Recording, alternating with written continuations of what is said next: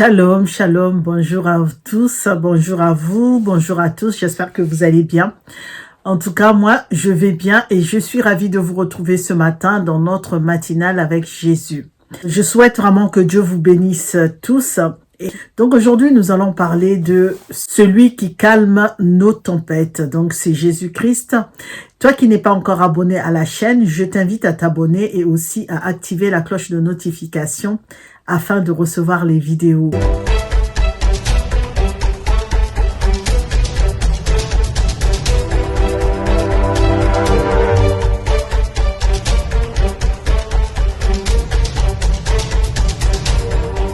Notre méditation va porter sur plusieurs passages. Dans un premier temps, nous allons lire dans Psaume 50 au verset 15. La parole de Dieu précise « Fais appel à moi quand tu es dans la détresse. Je te délivrerai et tu m'honoreras. » Et si nous allons dans Ésaïe 25, verset 9, la parole de Dieu déclare « On dira ce jour, voici notre Dieu, celui en qui nous avons espéré et qui nous sauve. C'est l'Éternel, c'est en lui que nous avons espéré. Soyons dans l'allégresse et réjouissons-nous de son salut. » Le psaume 89 au verset 10 déclare « C'est toi qui maîtrises l'orgueil de la mer. Quand ces vagues se soulèvent, c'est toi qui les calmes. » Nous terminons dans Matthieu 8 à partir du verset 23 jusqu'au verset 27 et je lis la parole de Dieu. Il monta dans le bateau et ses disciples le suivirent. Alors survint sur la mer une tempête si forte que le bateau était recouvert par les vagues. Et lui, il dormait. Les disciples vinrent le réveiller en disant « Seigneur, sauve-nous, nous sommes perdus. » Il leur dit « Pourquoi êtes-vous si peureux, gens de peu de foi ?» Alors il se leva, rabroua les vents et la mer, et un grand calme se fit. Étonné, il se disait, quelle sorte d'homme est-il celui-ci, que même les vents et la mer lui obéissent. Amen. Et pour ceux qui le veulent, on peut aller aussi au psaume 107, à partir du verset 25 jusqu'au verset 32, ou sinon Matthieu 6, verset 30. Quelle sorte d'homme est-il, celui-ci? Alléluia, c'est la question qu'ils se posent tous. Et je suis certaine que c'est la question que tu te poses également. Qui est-il?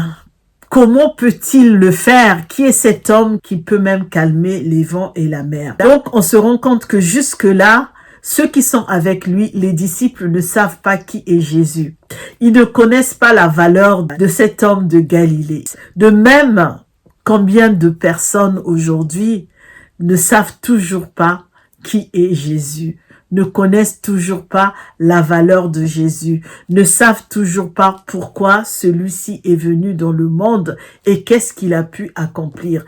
Forcément, nous avons une vision qui est erronée, une vision de Jésus-Christ qui est complètement déformée, une vision de Jésus-Christ qui est complètement différente. C'est toujours pas qui il est. Certains ne savent toujours pas qui il est. Ce qu'il a fait, ce qu'il a accompli, ce qu'il peut encore faire jusqu'à aujourd'hui. Est-ce que nous le connaissons vraiment en tant que fils de Dieu? Il a calmé la tempête. C'est quoi la tempête? Nous pouvons définir la tempête comme étant une perturbation atmosphérique sur la terre ou sur la mer, avec des fortes précipitations, des fortes vagues rapides, des vents rapides qui soufflent en rafale, souvent accompagnés par une orage. On pourrait dire même ce sont des cyclones ou des bourrasques. Et c'est ce qu'on appelle une tempête. Et là, les disciples sont peureux. Lui-même, il le dit, vous êtes peureux, vous avez peur. Vous, hommes de peu de foi.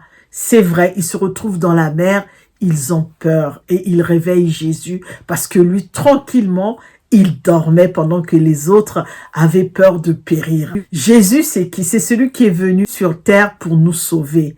Et la parole de Dieu dans Romains 3 au verset 23 déclare « Car tous ont péché et sont privés de la gloire de Dieu. » Et Jésus est donc celui qui a donné sa vie à la croix pour nous sauver et pour que nous soyons réconciliés avec le Père. Et Dieu nous aime parce que Dieu a tant aimé le monde. Il a donné son Fils unique afin que quiconque croit en lui ne périsse point, mais qu'il puisse avoir la vie éternelle. Donc Jésus est capable de calmer les tempêtes. Alléluia. Hier, nous avons vu que David a eu peur et il a invoqué son Dieu.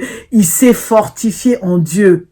Donc, Jésus-Christ est celui qui est capable de calmer nos tempêtes. Quelles que soient les tempêtes que tu es en train de traverser, comme David qui s'était retrouvé avec une grande population en captivité et des personnes qui voulaient le liquider, qui voulaient vraiment le lyncher, il s'est tourné vers l'Éternel, il s'est appuyé sur l'Éternel. Donc Jésus est capable de calmer tes tempêtes. Nous avons dit que ce sont des bourrasques, des cyclones, des vents violents, que c'est une perturbation. Donc quelles que soient les perturbations que tu es en train de subir dans ta vie, Jésus est capable, il est le seul à pouvoir les calmer. Ce que tu traverses aujourd'hui n'est rien lorsqu'on a Jésus-Christ dans sa vie. Alléluia. Et la Bible nous dit dans Hébreux 13, verset 8, Jésus-Christ est le même hier, aujourd'hui et éternellement. Donc, il a été hier, il est aujourd'hui et demain, il le sera encore et cela dans l'éternité. Donc, il sera toujours le même hier, aujourd'hui et éternellement. Donc, quelles que soient les perturbations que tu traverses, l'origine de tes tempêtes, c'est quoi? Ça peut être la maladie, le découragement, ça peut être la peur, ça peut être le manque de travail, ça peut être la stérilité, ça peut être le divorce que tu es en train de traverser, ça peut être tellement de choses. Alléluia. Le désespoir, Jésus est capable de ramener le calme dans ta vie. Il est capable de venir vraiment calmer les choses, toutes ces perturbations que tu es en train de vivre. Ça peut être la mort d'un être cher et que tu le vis mal. Tu es peut-être en train de vivre le syndrome du survivant. Tu es en train de vivre un deuil.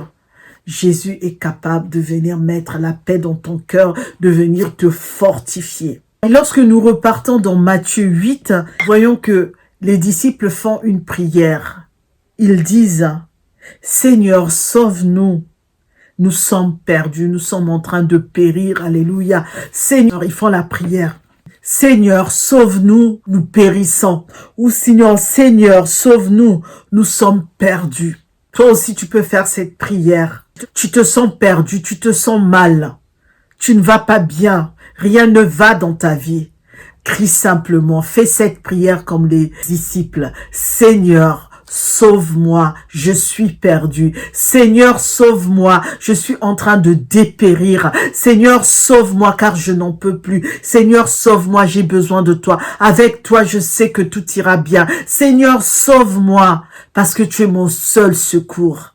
Fais cette prière comme les disciples ont pu le faire. Et tu verras que celui qui était en train de dormir, car quand il dormait, il savait pertinemment ce qu'il se passait. Et tu verras qu'il va se réveiller et qu'il va intervenir dans ta vie. Alléluia. Parce que notre Dieu ne dort ni ne sommeille. Alléluia. Pendant qu'il dormait, pendant que les autres croyaient qu'il dormait, il savait que ce qui se passait, ce n'était rien.